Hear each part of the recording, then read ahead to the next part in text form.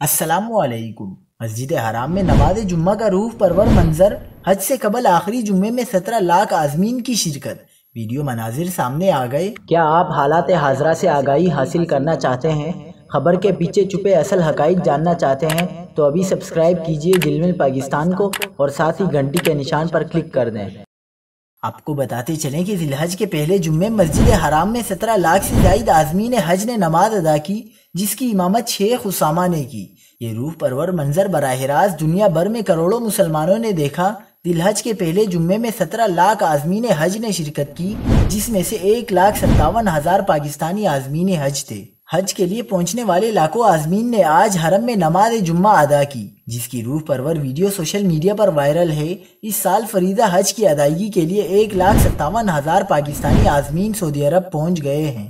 ترجمان وزارت مذہبی امور کے مطابق 81,000 عازمین سرکاری اور 76,000 نجی حج اسکیم کے ذریعے فریضہ حج کے لیے پہنچے ہیں۔